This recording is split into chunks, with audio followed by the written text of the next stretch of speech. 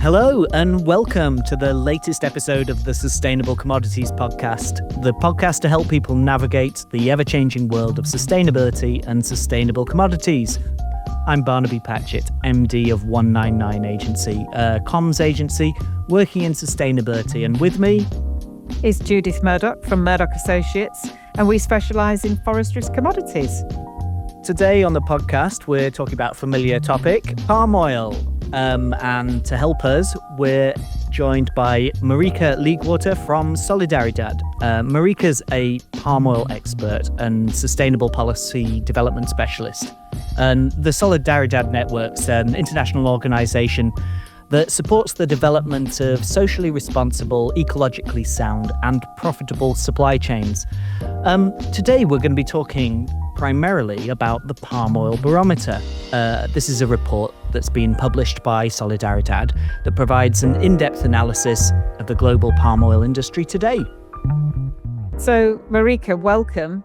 But before we get into the barometer, would you like to tell people about yourself and a little bit of history about Solidaridad? Yeah, thanks so much, Judith and Barnaby, and thanks so much for the invitation. I'm really honored to be here. About Solidaridad. Solidaridad is a civil society organization, and we support companies, people who want to build sustainable and inclusive value chains. So we say, we want to make sure that everything we produce and consume is produced in accordance with the planetary boundaries, and make sure that our consumption is in line with that. About me, I've been working in the palm oil industry for the last 25 years. I start to be very old if I say that. The first 10 years of my working life, I worked for MBO, the Industry Association of the Dutch Oils and Fats Industry. And the last 13 years, I worked for Solidaridad, supporting the setup of inclusive and sustainable palm oil value chains. So I'm very happy to be here and talk about that. Thanks. Good. Yeah, just to say, we have known each other a very, very long time, and I'm just laughing because I can't even remember how long I've worked in the palm oil industry. It's too scary to mention. So obviously we're going to focus on the barometer, and one of the things that I'm really interested to know is what's been the interest in it. Do you think it's a report that people are looking to try and gain more understanding about smallholders? Yeah, thanks, Judith. Good that you asked. Actually, we've been receiving a lot of interest in it. I've been surprised. Actually, today there's a big newspaper article in the one of Dutch biggest newspapers. But I've been asked to present about it in the FONAP, the German Forum for Sustainable Palm Oil, the Global Palm Community Platform, but also to individual companies that we work with as Solidaridad. So there's an interview. I've given an interview to MBO, the Dutch Industry Association. There's been interest by FEDIOL, the European Industry Association.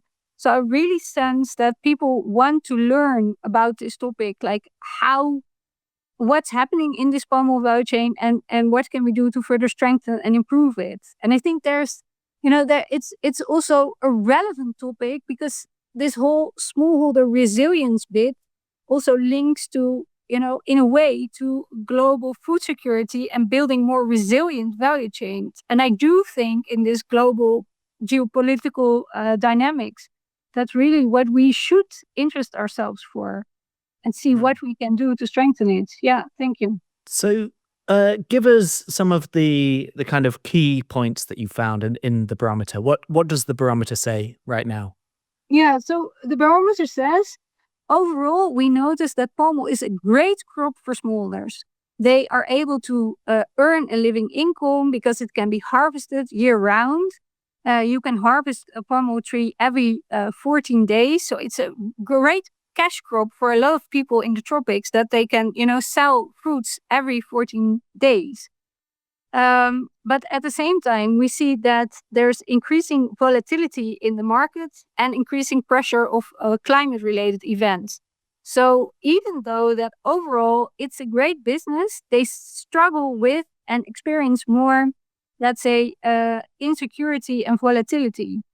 And in order for them to be, let's say, resilient, profitable farmers, they need to be able to have some financial security to invest in their farms, to look at what's happening on my farm and make sure it's a viable business. So that is, I think, that's where we hope that the farmers are. And what we hope to demonstrate with the Palm Oil Barometer is what can value chains and value chain players do to support farmers to work in this direction, to be a profitable entrepreneur. So in the barometer, there's a large chunk devoted to the principles for procurement for prosperity, 4 principles. And if buyers of palm oil act in accordance with these principles and recommendations, they can contribute to farmer prosperity. So in some of the general data, this is definitely something that a figure I use all of the time. I would say 40% of all palm oil comes from smallholders. And in the report, you're saying there's around 7 million palm oil smallholders. And they roughly are responsible for 25 to 30% of the total palm oil supply. So that's quite a different number, really. Where did you get, how did you develop that number and what's the background to it? Oh, these numbers. I'm very lucky that I have a colleague who worked very hard and detailed about this. So that's Michel Wiemersma. But what I got from him to better understand these numbers is that, a part of the difference relates to what do you measure as a smallholder farmer? So what are the definitions? So do you take smallholders up to, let's say, 8 hectares, 10 hectares, 25 hectares, or 70 hectares? And that's, it varies per geography what they call a smallholder, what a smallholder is called. So in some geographies, in Ecuador, for example, a smallholder is up to 70 hectares, which we would consider as a really big farm. So in Indonesia, it's often most smallholders have 2 hectares, but the formal definition is up to 25 hectares. So overall, I think the variability of what you qualify as a smallholders and between them is very big, and how you measure them kind of depends a lot on, let's say, what you qualify as a smallholders. And overall, I do think that when doing this research, we noticed that there globally is not really very good data available. So that's also something to navigate. So, but this is what we eventually said, this is what we think is the best data. So that variability of smallholder size also probably impacts on the variability of what the best approach is for each of those smallholders too. Can you expand a bit on that? Oh, definitely. Like, if you have a smallholder of 70 hectares, you can expect a lot in terms of, the ability for them, for administration, for yield forecasting, for best practices, even organizing maybe carbon credits or rewards for certain biodiversity services. You really have an operation. Whereas, as Solidaridad, we tend to look at smaller smallholders, like 2 to 4 hectares. So then things like getting, let's say, legal land titles or yield forecasting organized, and, even smallholders understanding like their own size is an interesting one. Like, we often find out when we come in an area, something that typically happens is that we start mapping an area like of the farm. So we come in, we go mapping, and they're often very surprised at the size of their own operation or the amount of trees they have in the first place. In particular, in West Africa, the farmers found out that their areas were much smaller than that they thought they were. So they always said, we have 5 hectares, but then when we measured, they have 3 or 4 hectares, for example. So that's something, I don't know, I don't think we realize how these things are in our Western societies, that people don't even really know the size of their land, for example, in many contexts. Yeah, and I suppose, like you say, geography, if there's a hill in the way or something like that, and boundaries, etc. Do you think land ownership is the biggest problem that smallholders face? Because I mean, particularly for certification, it's that you have to prove that you've got the legal right to farm that land. Is that the biggest problem? Yeah, I think it's one of the big problems, at least. I wouldn't say, let's say, because of this variability, I find it very hard to say, well, this is the biggest problem. Because what I often hear from my colleagues in the field, they tell me that a big problem is the cost of inputs and the varying cost of inputs. That's a big issue. Like fertilizers became much more expensive over the last 2-3 years, and that's really a big thing. And then, I mean, land titles, that's something we ask for in a Western market. But if the Western market is, if you look at the global palm oil market, you know this better than I do, but it's not the biggest market. So, land titles are relevant for our market, and they're relevant for access to finance in many contexts. So I wouldn't dare to say, but it's a big thing, but I'm not sure it's the biggest. Hmm.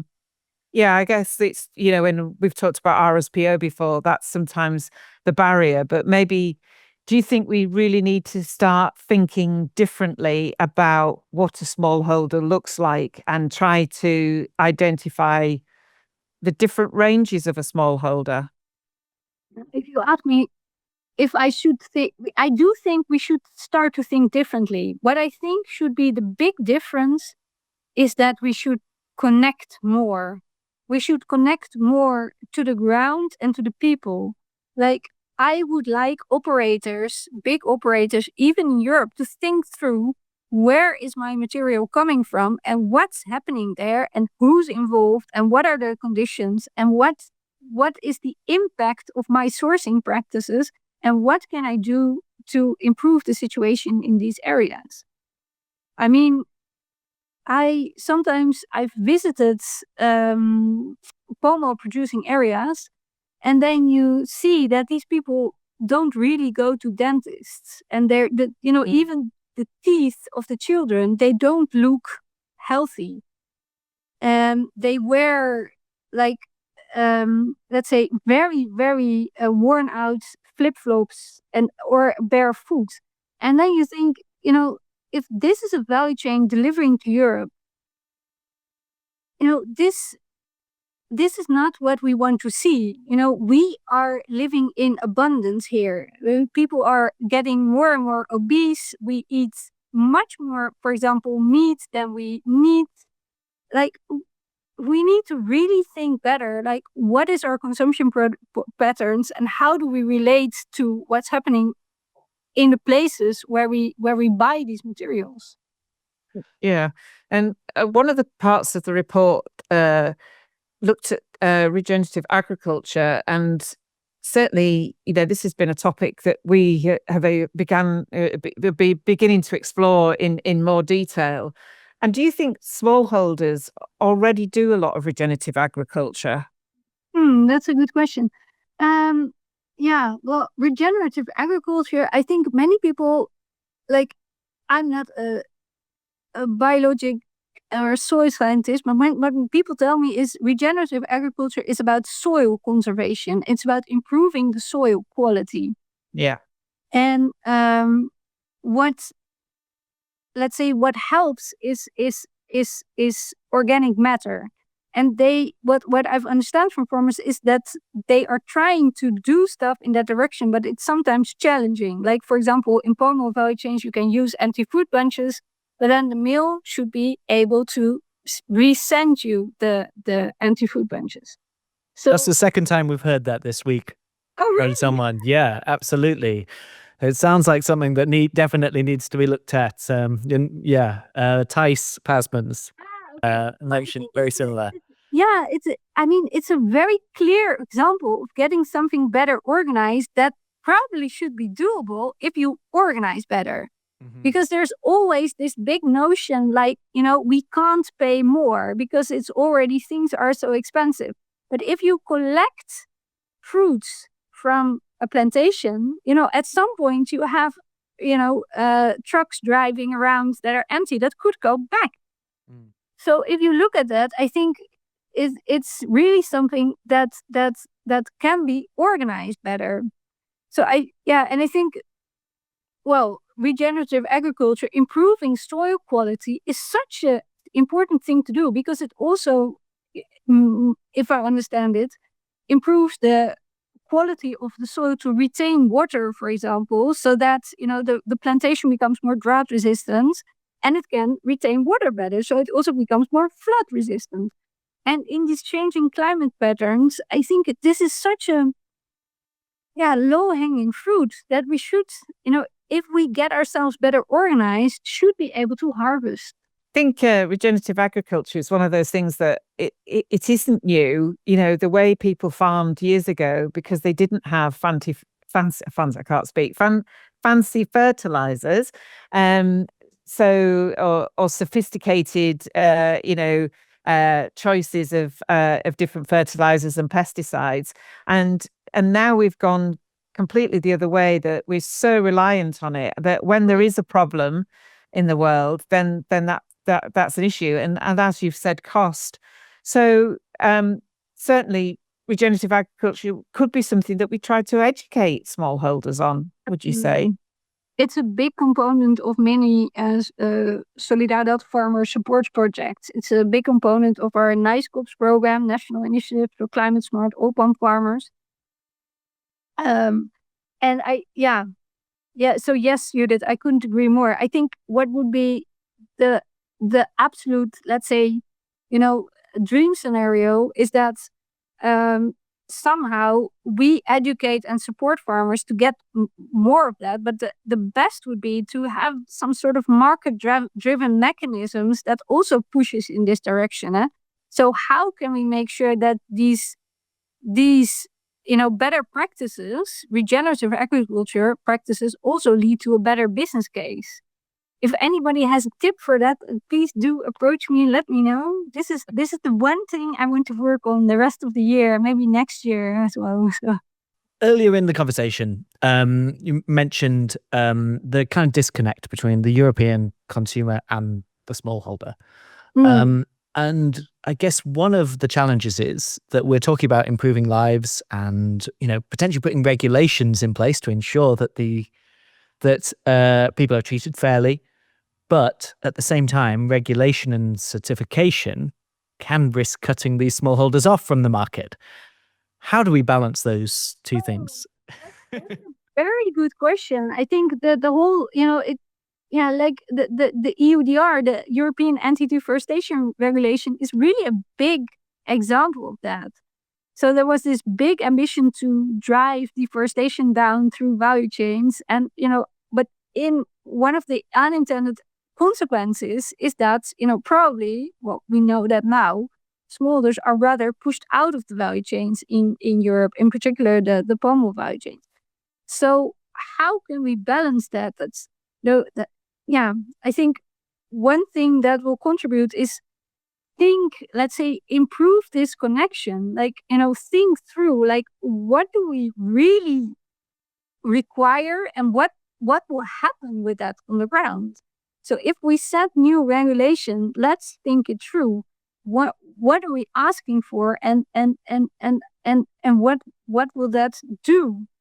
I don't think there's a silver bullet answer or question. I think what will help is that people are aware of this tension, and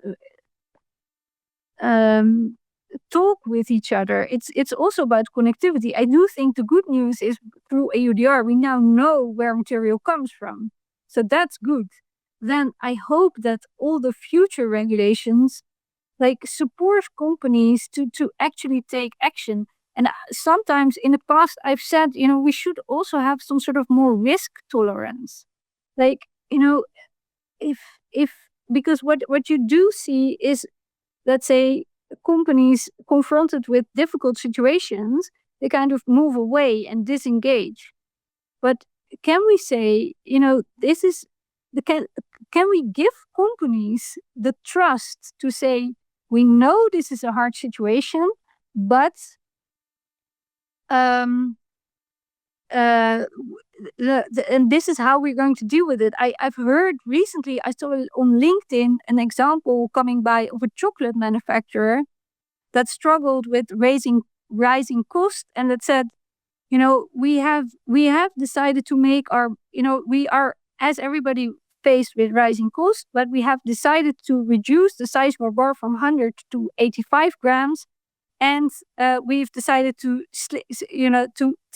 take in some volumes that's not really in accordance with our standards, but we want to maintain a security of supply. So we want to maintain a market position that led us to make this choice. But we are transparent about it, and this is what we're doing. So somehow some degree of transparency and a tolerance of the market for risk, I think that would be very helpful to get us away from this, risk avoidance, ticking the box exercise that can become sustainability, the implementation of sustainability regulation. You mentioned a really interesting word there, cost. Cost is obviously in Europe and in the UK, we've seen significant increases in the price of food.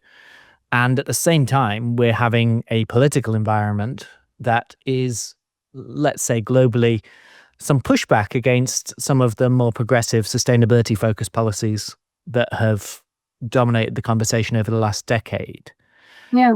How again do we sort of square those things? Is it again more about that tolerance, do you think? Yeah. Well, it's not an easy question. I in a sense, all the sustainability managers and the purchasers, it's not an easy job at this moment. So thank you for listening and for being here. If you're here, it's a challenge. I highly appreciate that. So yeah, and we're in a sphere where competitiveness is really, let's say, under pressure. I've been thinking, like, should we find ways of new collective organization, like learning hubs or joint programs, or connection points with each other? Like maybe that could drive things forward in a way that's helpful. Maybe, I mean, there's one thing also sometimes in my mind, like a data point, like at this moment in time, I understand that from all the available climate finance available for agriculture, only 1.7% reaches smallholder farmers of the, whereas they produce about 20 to 30% of our food. Are there ways that we can channel these climate finance through to the, to the farmers? Because maybe it doesn't necessarily all need to come from the direct buyers in the value chain, but maybe there are additional money streams that can be channeled better. Yeah, I would say so. Yeah. Yeah, that's a really, really interesting point. We do tend to always bring it back to the consumer and this end of the supply chain, say, well, we'll just have to pay more right now. And I think politically and societally, that's becoming untenable. We're reaching a point where people are just go, no, I won't. So yeah, I agree entirely. I mean, the example, I guess, would be the Malaysian palm oil board that obviously got a standard running across the whole of Malaysia, and they've been very active giving finances. I mean, this was again something part of your report saying that Malaysia sees high levels of smallholders included in the national standards, and this is largely due to the financial support smallholders receive to become certified. And so, I mean, that as a really good example compared to the Indonesian standard, which is running a lot slower, and I believe that it introduces the smallholder requirement to become part of that standard in 2025, but there's not the same uptake as in Malaysia. Would you just like to make some comment about the success of the Malaysians? I think you're right, Judith, and thanks for picking that up. I think at this moment in time, the Malaysian government is really constructively engaging in this palm oil sphere. They're very actively supporting efforts to drive deforestation down, to preserve their existing forests, but also to support smallholders with better practices. Also, let's say in MSPO, there are requirements to maintain riparian areas. And they've made big efforts to support the smallholders to actually obtain this MSPO certification. I mean, and yeah, I think there's just a big difference in the amount of resources available between Malaysia and Indonesia to take an industry through this transformation. Yeah, I think that's where we are at this moment in time. It would be great if in Indonesia a similar development could be followed. Yeah. And what do you think about other countries like, say, India and their position on smallholders? Interesting. I mean, India is trying to go for more self-sufficiency, which in itself, I think it's a valuable effort. They're trying to see what can we grow here, and they also have quite sophisticated pricing mechanisms to support farmers with the good price when they start growing. They're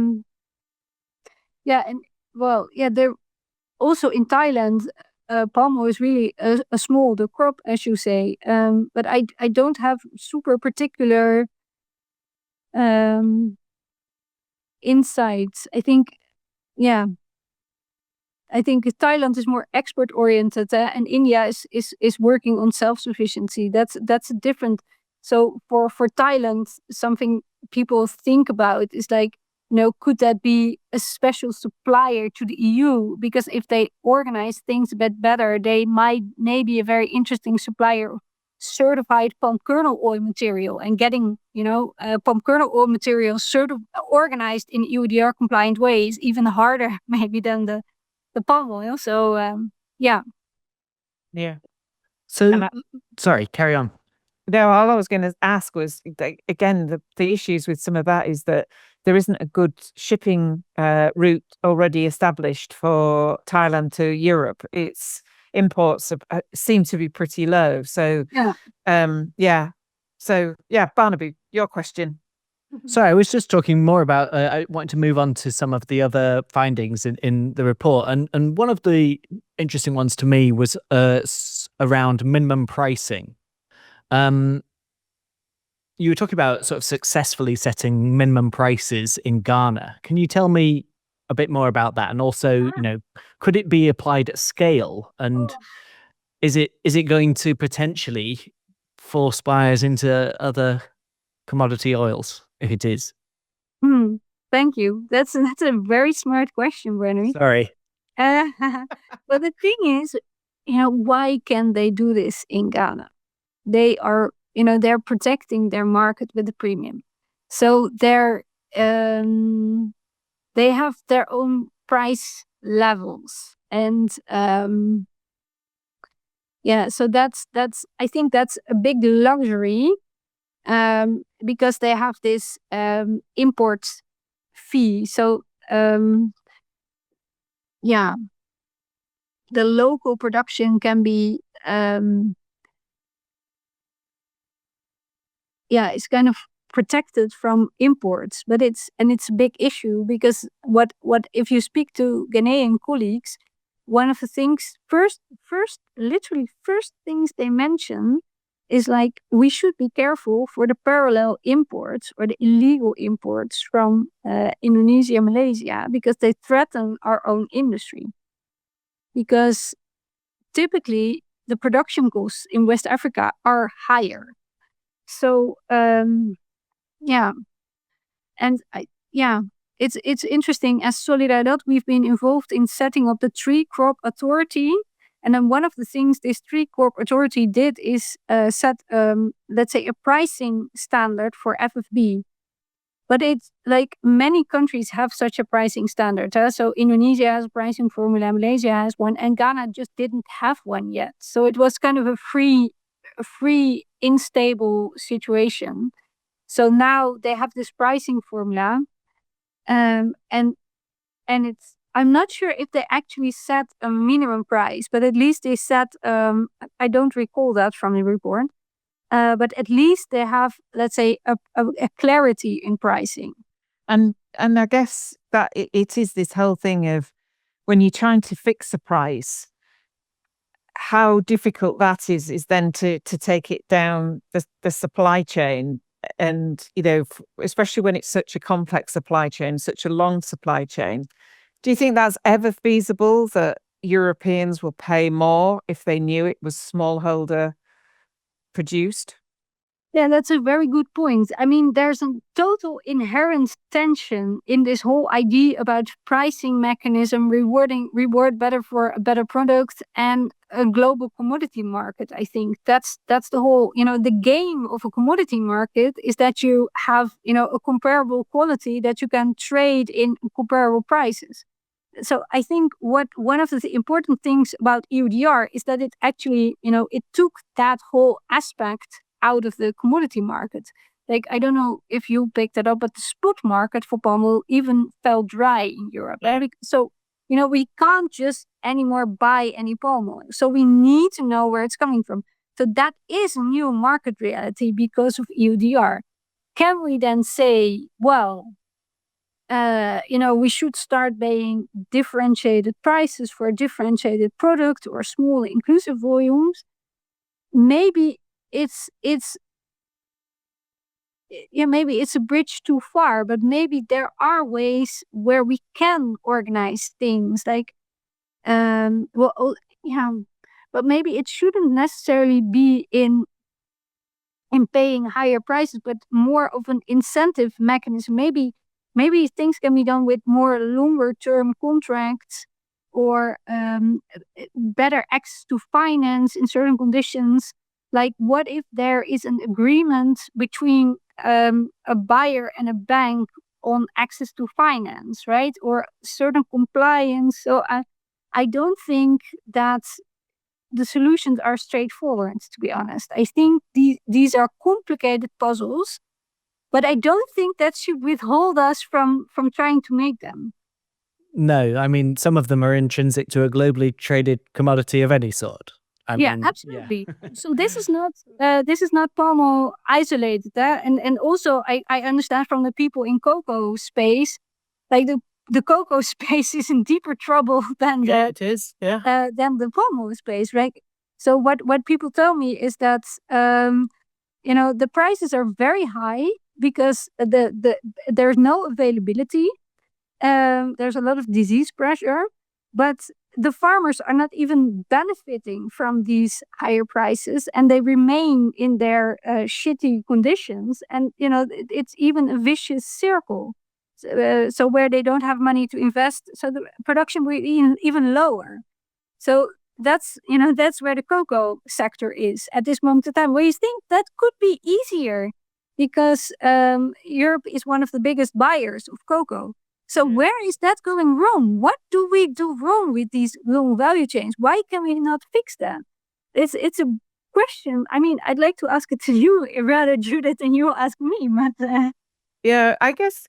I mean, I heard the figure that 60% of all cocoa crop comes through Europe, and I think I was estimating that about 6%, 6 to 7% of the total palm oil crop comes into Europe. So, and it's probably even less. So it is. It's so I think it's interesting that palm oil, in Europe is not that dominant yet. Europe is really trying hard to change it.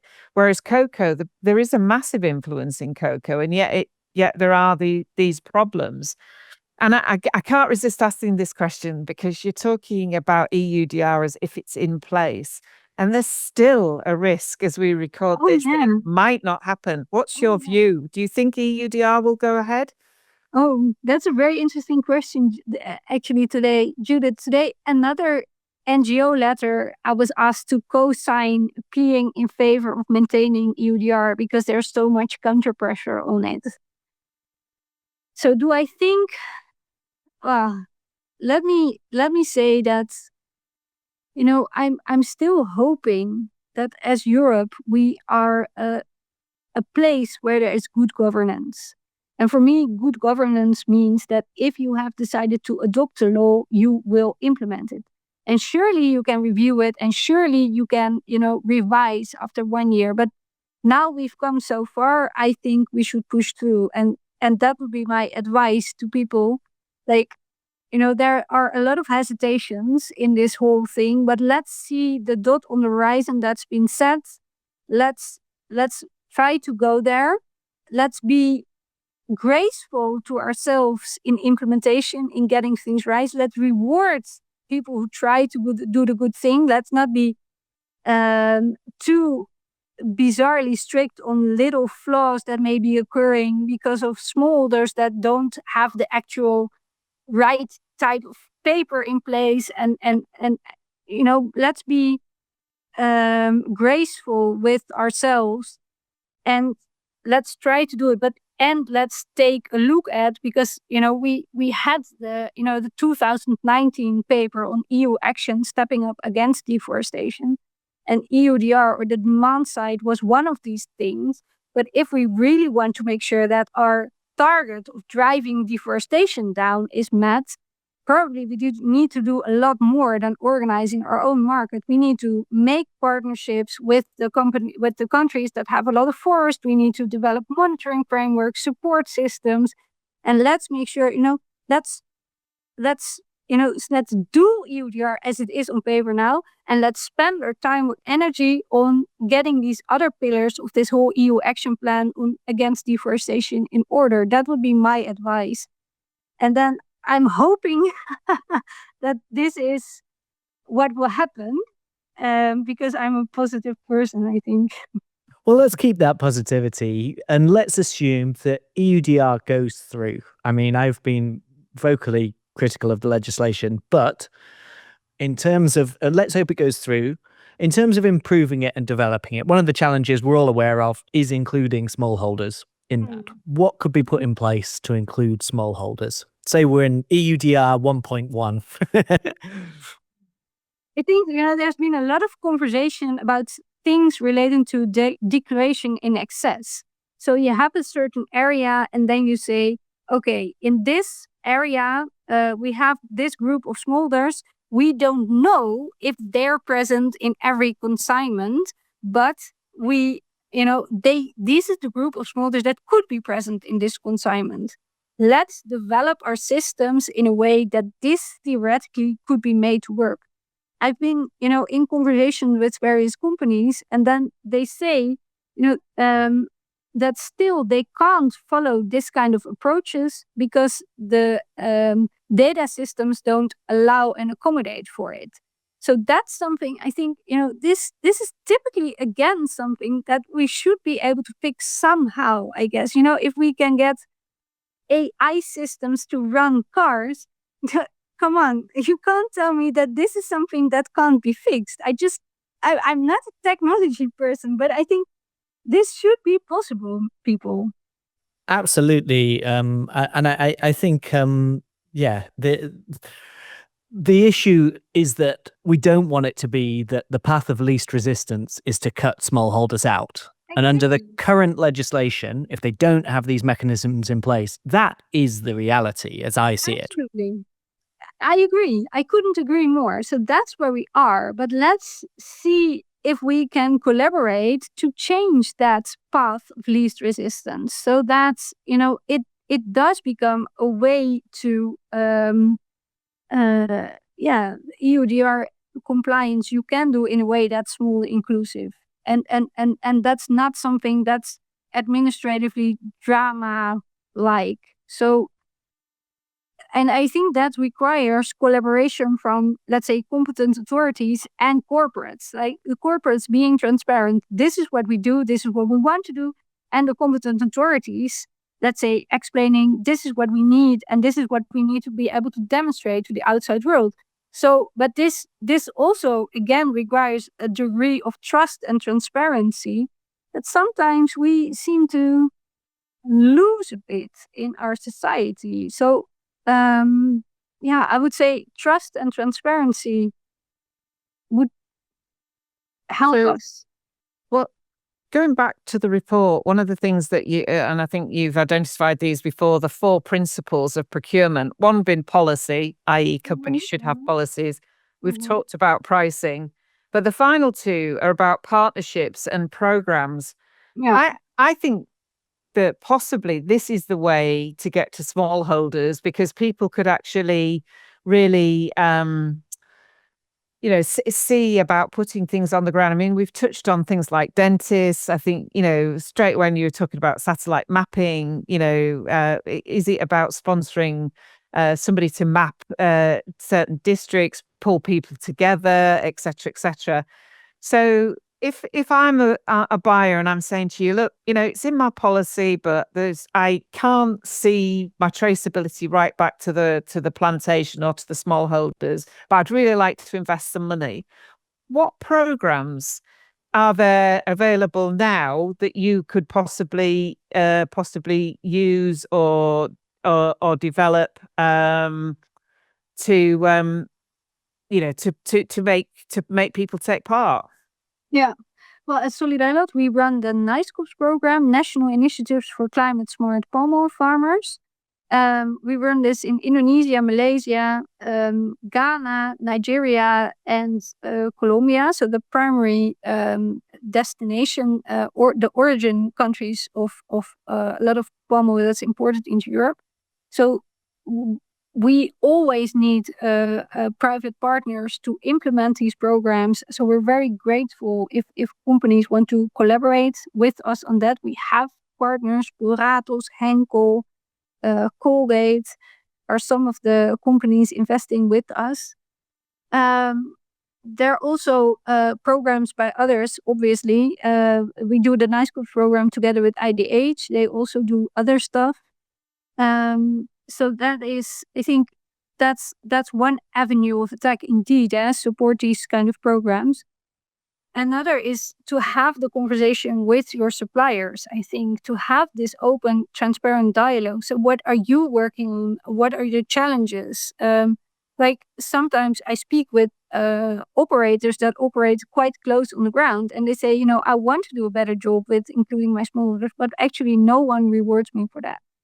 So it's highly valuable that buyers invest in our programs. But to be very honest, I'd rather see them invest in their suppliers doing a better job in this. And then there's always this conversation like, yeah, but I'm never sure if they actually use the money for that purpose.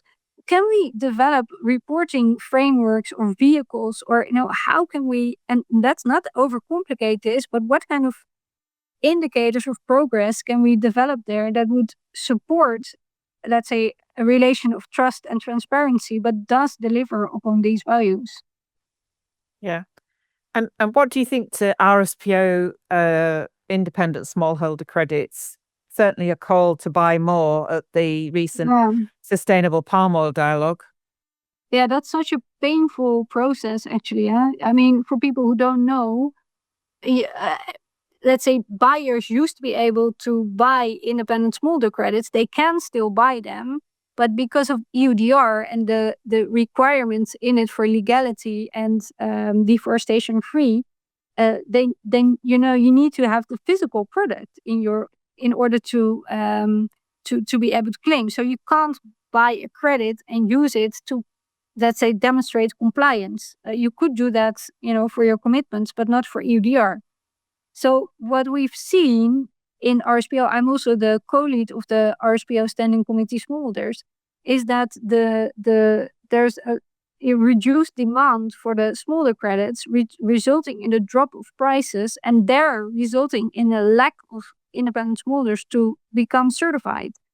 Whereas we did see a very good trend in the sense that smallholders were actually picking up this certification. So it would be absolutely great if buyers want to buy more smallholder credits. That's would be a very valuable thing to do. Is that a PR problem with them? Is that more than anything? Because I mean, EUDR is obviously part of the issue, is that they're not a mechanism for compliance. I get that, but is another issue that it's kind of seen in the same vein as other sort of credit systems in terms of just not as good as having the product, where the reality is that the forest doesn't care, and neither does the farmer. If the farmer's getting paid, it's doing the work that it should be, whether or not you're getting that material. Oh dear, these are wise words, Barnaby. Is it a PR problem? Well, I They're think not my words, sorry. They're straight out of Tice's mouth as well. I don't want to claim them because I'm going to hear it on another podcast. He's claiming them for his own. Yeah. Sorry, carry on. Yes. Sorry. What shall I say? Well, it's interesting. Within RSPO, we started a task force, like better rewarding certified smallholders. I would hope that better PR drives the market up again, but Europe was about half of the uptake, and we knew people used it to, deliver upon their commitments. So now people have to use other mechanisms to deliver upon their commitments. So I think the interest may be lower. So I'm suspecting that I love it if a PR would do the job. And I highly agree with you, Barnaby. It's exactly as you say. The farmer, for the forest, it doesn't matter where it goes. But the question is, who will buy these credits, or how do we get them to the market? And maybe it's time to make the switch to physical volumes. So sometimes I think, like, these farmers sell these credits because their volume is not bought physically. But RSPO certification is now 20% of the market. Like, can we find ways to better connect with these physical volumes to make sure that they can sell their physical volumes, and that would extract volume for the market, of the credit market, so then the price would go up again, right? So in a way, I also think we should stimulate mills that live in the proximity of certified volumes, that they should buy these volumes at a decent price and make sure that they are able to be rewarded for that. So yeah, I realize this is a complicated answer and it's not an easy road, but this is definitely an additional avenue of action that I think would be valuable. I would just suggest that, yeah, it's definitely a PR issue. I think the history in RSPO of the credits having, and that's how I first met Barnaby, writing years ago around what was the forerunner to RSPO credits, Green Palm. And I guess the bit for me is that if you could, and this is possible if you to do an off-market trade, understand who you're paying the money to, and therefore be able to get some stories from the farmer, is that would be significant. I think that getting physical volumes is absolutely, but I do remember speaking to colleagues talking about farmers that were just in the middle of nowhere, couldn't get their certified fruits to a mill in time. It was just too far, and particularly like with climate change, things like flooding, etc., etc. So I think there's definitely encouragement to get people to buy physical and pay better prices. But yeah, I think there's something in improving the messaging to the smallholder, to the independent smallholder, to encourage them to see their neighbours making more money, so they decide they're going to get involved in it. I think that's another way, isn't it? To get more smallholders involved. Yeah, Judith, yes, I agree. Yes, there's a PR problem in the market. But if you look at the smallholder production side of things, let's say in March, smallholders actually said there should be a moratorium on new smallholder certification, because there are just too many smallholders certified, and that leads to the price drop.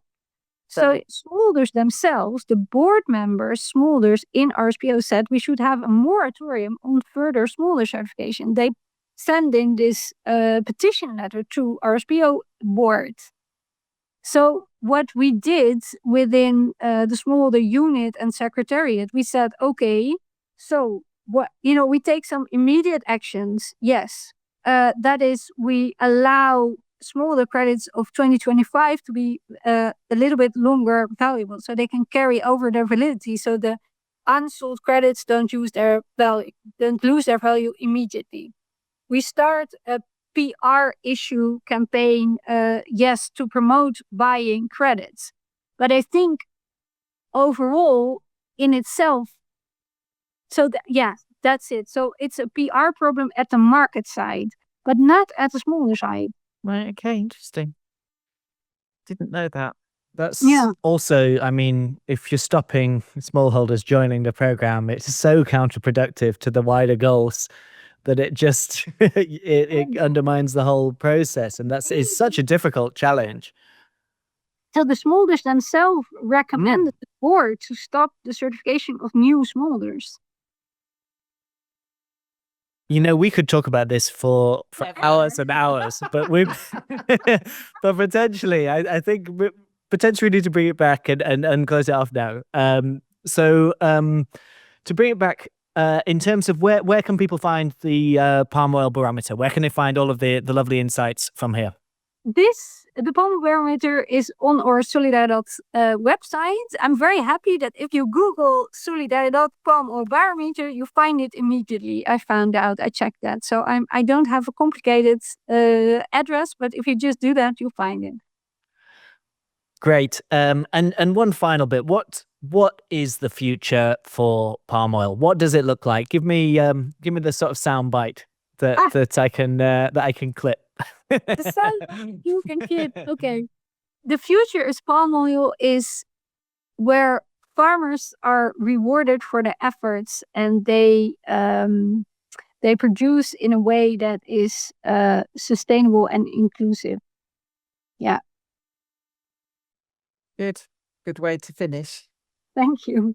Great. Thank you ever so much, Marieke. And we'll put a link to the barometer in the show notes so you can find it. Thanks again to the audience, for everyone for listening to the Sustainable Commodities podcast, and join us next time. Thanks very much. Bye-bye. Thanks, guys. This was great.